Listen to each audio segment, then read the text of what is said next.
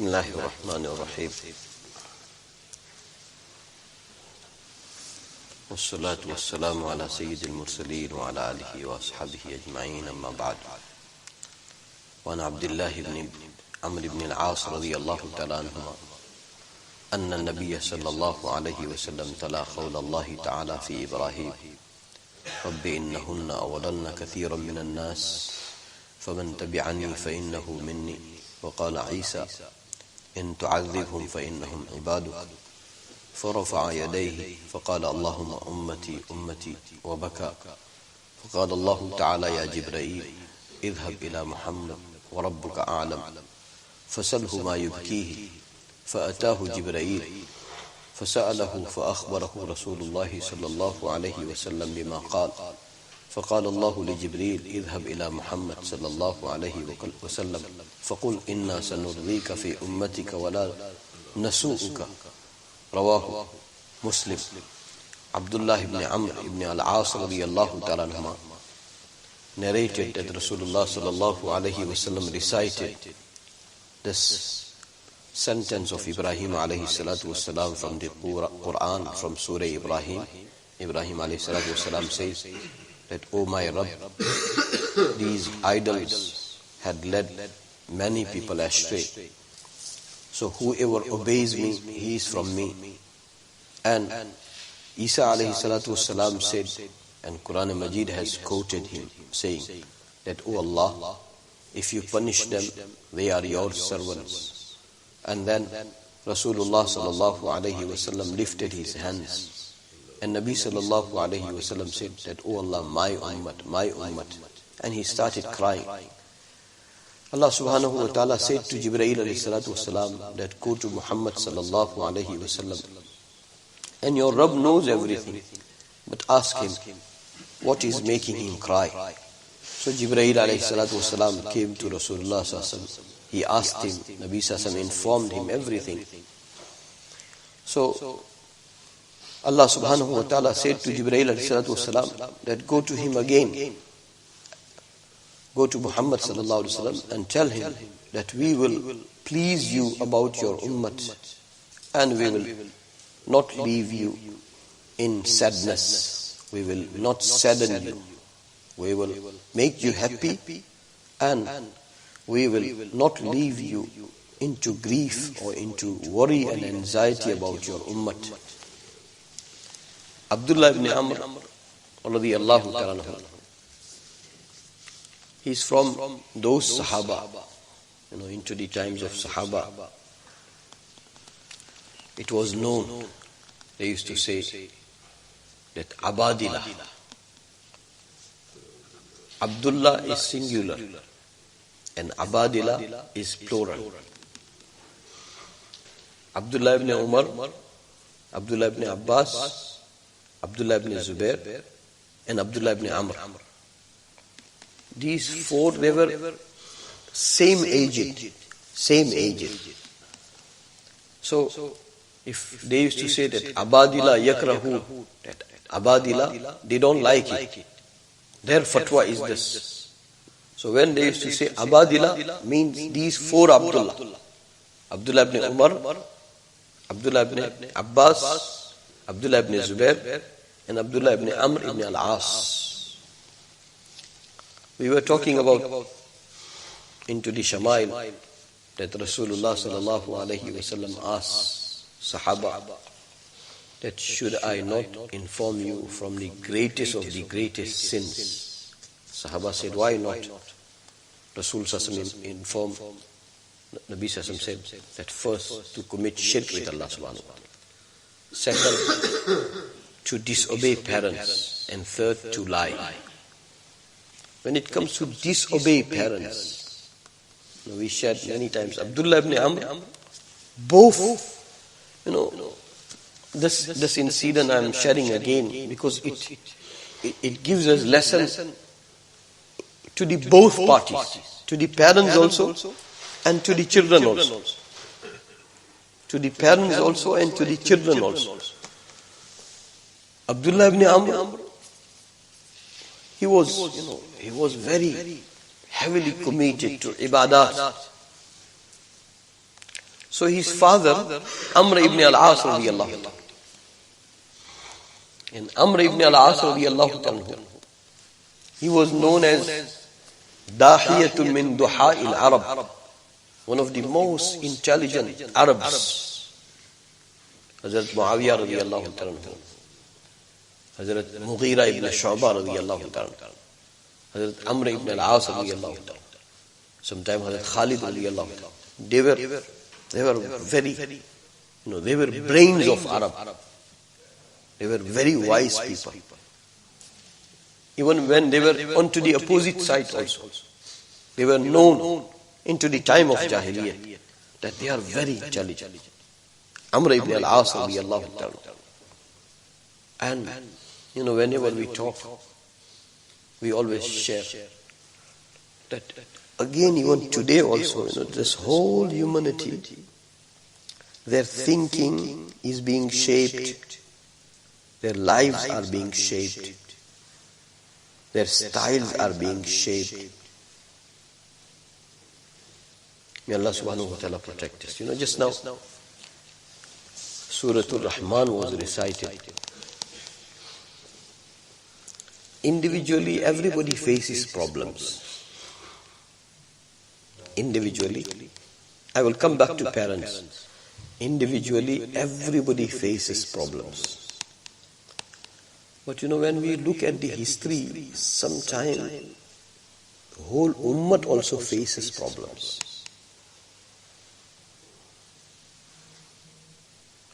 Whether you are facing problem individually, or may Allah protect us, if time comes that we all collectively face problems, read Surah Al-Rahman. I don't know, when it comes to Allah subhanahu wa ta'ala, before you utter something, oh Allah, give us total control, that we shouldn't say something to express Him, His kalam. We shouldn't use such phrase that tomorrow we will be wholly responsible. But just to explain what I'm trying to say, that whether we face problems individually or whether we whole ummah face problem collectively. Sometimes, may Allah protect us, it can happen that you will be on a road, nothing will remain with you except the pair of clothes you are wearing. Problem? Whole ummah? Or if it gets worse, either abandon Allah, otherwise I'll chop you. Oh whole ummah, abandon Allah, otherwise I'll chop you off, I'll mince you. You can, may Allah protect us to go in these types of challenges. But everyday world is changing. Everyday world is changing. And this ummah, if you look around the whole world, sometime this country, sometime that country, sometime this part of the world, all of a sudden they all are onto the road. Nowhere to turn to. No belongings. No means of survival. May Allah protect us. May Allah protect us. There are dangers ahead. What I was trying to say, that if you understand Surah Al-Rahman, and even if you don't understand, whether you are facing problems individually or whether you are facing problems collectively, whole Quran is like that, but just Surah Al-Rahman. Surah Al-Rahman. Read Surah Al-Rahman. You are an example. They say that there are 25 or some more number, that they are the biggest billionaires of the whole world.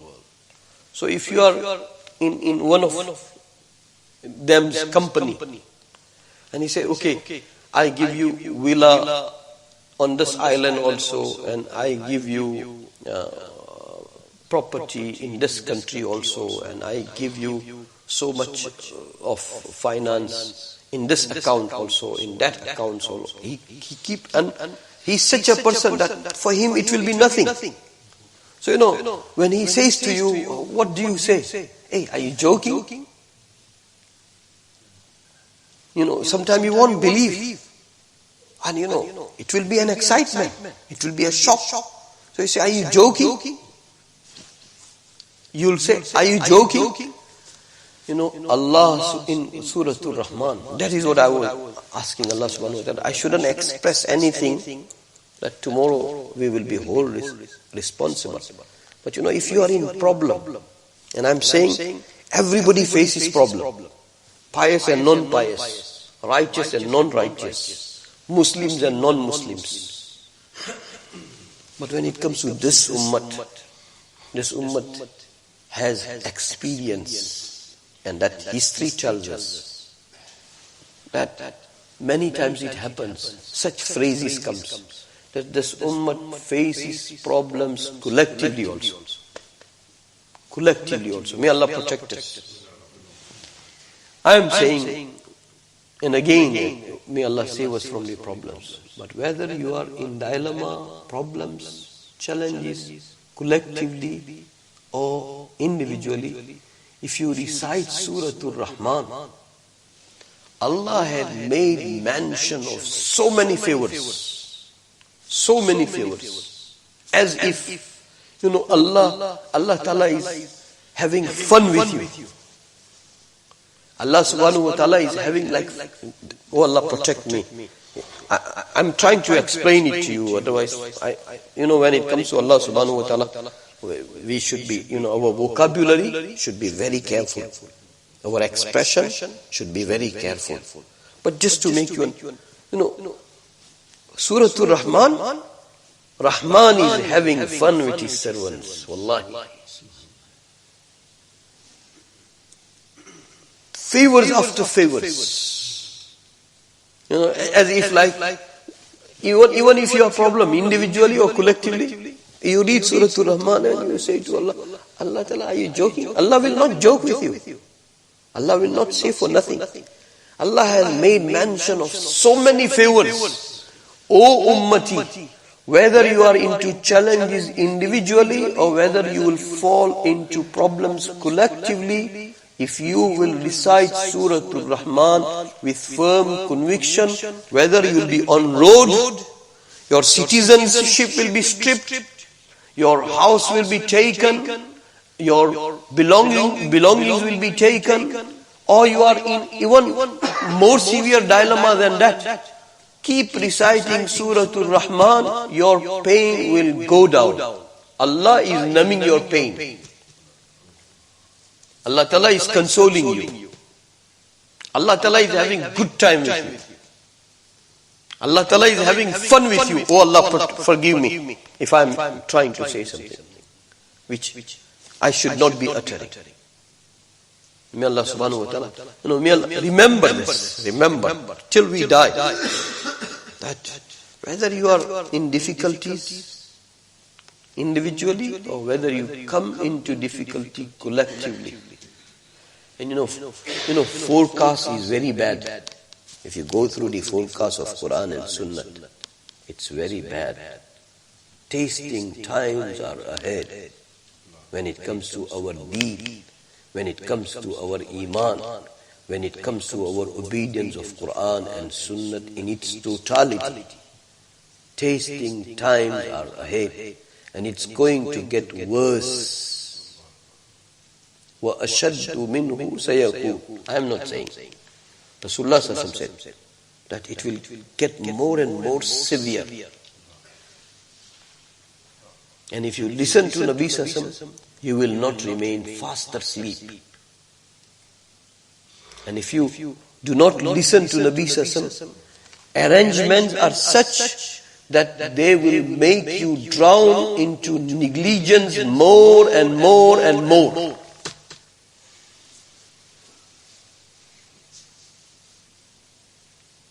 Allah subhanahu wa ta'ala. So since, from the point I recited Surah Al-Rahman, and that's what you feel, when you read Surah Al-Rahman. فَبِأَيِّ آلَاءِ رَبِّكُمَا تُكَذِّبَانِ. How many times? And every time Allah has mentioned so many favors. So this world is nothing, wallahi. If something happens to you, or to I, so what? Read Surah Al-Rahman and wait for those favors. So you will keep it up. You will struggle. You will keep hoping. You will not abandon your deen. Otherwise, Dajjal will come to you that no, one of the two dilemma you face, death or Jannat. You will choose his Jannat, then you are choosing eternal hell. You will survive for time being. You will survive for time being. But you have invited doomsday for you. May Allah subhanahu wa ta'ala protect us. And that's what is happening. That what is really beneficial, it will appear to you harmful. And what is appearing to you harmful, that is ultimately beneficial.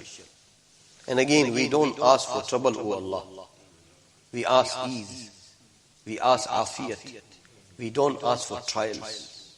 But go through the forecast of Quran and Sunnah. Don't go through the forecast of media and liars. May Allah subhanahu wa ta'ala. So that is what I wanted to say about Surah Al-Rahman. We'll in few minutes, Abdullah ibn Amr and Amr ibn As, father and son. Father saw that my son is newly married.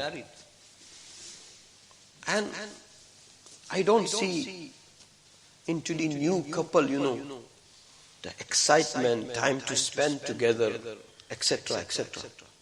So he brought complaint to Rasulullah that my son, I think I find him always fasting. And I think I find him whole night onto the musalla. So Nabi Sallallahu called him. And that is what I was saying, that today, if we have reality of parenthood, then wallahi we are fearing that whether our children, especially coming progenies, whether they will be on iman or not. And here this parent is worried that my son is deadly committed to his deen. Whatever rights of wife he was supposed to fulfill, he is not fulfilling. Why so many fasting? Why so many nights on musalla? He brought that complaint. And that hadith sharif I had shared, very long, Nabi Sallallahu asked. So Abdullah ibn Amr radiyallahu ta'ala mentioned that I am fasting every day and I'm on to the musalla. Nabi Sallallahu said, no, cut down your fasting and cut down your standing onto in front of Allah subhanahu wa ta'ala during the night. And cutting the long story short, what was the balanced suggestion? Abdullah ibn Amr at the end, he said, no, I can do more. I can do more. Here, we should take this fundamental point that your Nabi Sallallahu know best for you more than yourself. So Abdullah ibn Amr, he said, no, I can do more. And after Rasulullah Sallallahu throughout his life, he kept on saying, I wish I would have followed the instruction of Nabi Sallallahu. Because when you become aged, you cannot continue doing everything. So that was the parents' concern for his son. When Siffin took place, between Muawiyah radiyallahu ta'ala and between Ali radiyallahu ta'ala. So he was onto the side of Muawiyah radiyallahu ta'ala. And after battle was over, he was asked, because he appeared to be that my heart is towards Ali radiyallahu ta'ala. So he said, why were you with Muawiyah? He said, no. You know that long hadith sharif which I was sharing, that his father took complaint and Nabi Sallallahu had discussion and they came to conclude a point. He said that, no, I can do more. So he continued doing more. So at the end, because father has brought complaint, so Nabi Sallallahu Alaihi Wasallam said to Abdullah that whatever your father say, you must listen. Whatever your father say, you must listen. So Abdullah ibn Amr radiyallahu anhu, after the battle, he said that although I was into the side of Muawiyah, but reality-wise I was not. How? He said, whole battle, I did not shoot one arrow. I did not act anything. I did not physically participate. I just remained an idol, nothing, doing nothing. He said, why? He said, because my Nabi Sallallahu said that you obey your father. And my father was with Muawiyah radiyallahu anhu. So my father said, come join me. So I joined him and my heart was with Ali radiyallahu anhu. So I obeyed my father also and I obeyed my heart also and I followed, whatever was according to my opinion best. I followed that. But I was appearing into the camp of Muawiyah just for the sake of obedience to my father. Our parents are alive, and whoever's parents are alive, that should become our deadly du'as, that until they breathe last, oh Allah, keep them happy with us. Oh Allah, keep our parents happy with us until they breathe their last. They depart from this world and they are pleased and happy with you. That's our Eid.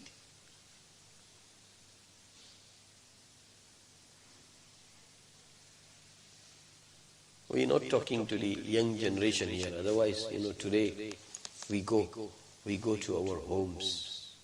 Parents are crying. They are thirsty and hungry just for one sweet reaction of their children, nothing else.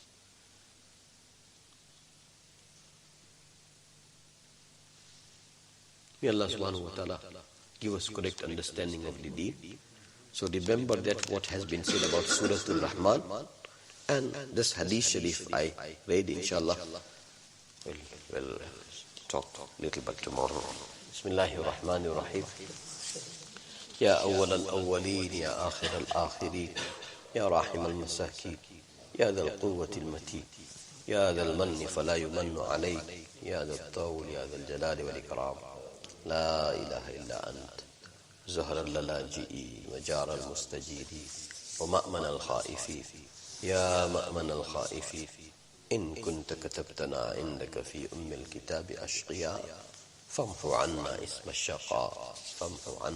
الشقاء وإن كنت كتبتنا عندك في الكتاب مقطرا علينا أرزاقنا فامحو تخطير رزقنا وحرمان رزقنا واكتبنا وأثبتنا عندك سعداء ووفقنا الخير فإنك تقول في كتابك يمحو الله ما يشاء ويثبت وعنده الكتاب اللهم إنا نسألك فعل الخيرات وترك المنكرات وحب المساكين وأن تغفر لنا وترحمنا فإذا أردت بقوم فتنة فتوفنا غير مفتونين فإذا أردت بقوم فتنة فاقبضنا غير مفتونين غير خزايا ولا ندامة ولا مفتونين اللهم ارزقنا حبك وحب من يحبك وحب عمل يقربنا إلى حبك اللهم ارزقنا حبك وحب حبيبك صلى الله عليه وسلم اللهم علمنا الكتاب والتأويل اللهم فقهنا في الدين اللهم اجعلنا علماء فقهاء اللهم اجعلنا من الراسخين في العلم اللهم اجعلنا من التوابين واجعلنا من المتطهرين المتطهرين واجعلنا من عبادك المخلصين المخلصين واجعلنا من الذين لا خوف عليهم ولا هم يحزنون اللهم نقنا من الذنوب كما ينقى الثوب الأبيض من الدنس اللهم حاسبنا حسابا يسيرا اللهم اجعل آخرتنا خيرا من الأولى اللهم وحد صفوفنا اللهم اجعل المحبة والمودة بين قلوب المؤمنين. اللهم اجعل المواخاة بين قلوب المؤمنين. يا واسع الفضل اغفر لنا. اللهم مغفرتك أوسع من ذنوبنا. اللهم مغفرتك أوسع من ذنوبنا. اللهم بدل سيئاتنا بالحسنات. اللهم اجعلنا من الذين يستمعون القول فيتبعون أحسنه. اللهم أسمعنا منادي الجنة مع الأبرار. اللهم فك رقبتنا من النار. اللهم إنا نعوذ بك من السلاسل والأغلال. اللهم أظلنا تحت عرشك يوم لا ظل إلا ظلك. اللهم أظلنا تحت ظل عرشك يوم لا ظل إلا ظلك. اللهم ربنا آتنا في الدنيا حسنة وفي الآخرة حسنة وقنا عذاب النار. اللهم آنس وحشتنا بالقرآن العظيم. اللهم ذكرنا منه ما نسينا وعلمنا منه ما جهلنا وارزقنا تلاوته آناء الليل وآناء النهار. يا معلم إبراهيم علمنا. يا مفهم سليمان فهمنا. يا معلم محمد صلى الله عليه وسلم علمنا. يا مفهم محمد صلى الله عليه وسلم فهمنا. اللهم فهمنا القرآن والسنة. اللهم فهمنا القرآن والسنة. اللهم اهدنا الصراط المستقيم صراط الذين أنعمت عليهم من النبيين والصديقين والشهداء والصالحين. اللهم أحسن عاقبتنا في الأمور كلها وأجرنا من خزي الدنيا وعذاب القبر وعذاب الآخرة. اللهم ربنا تقبل منا إنك أنت السميع العليم.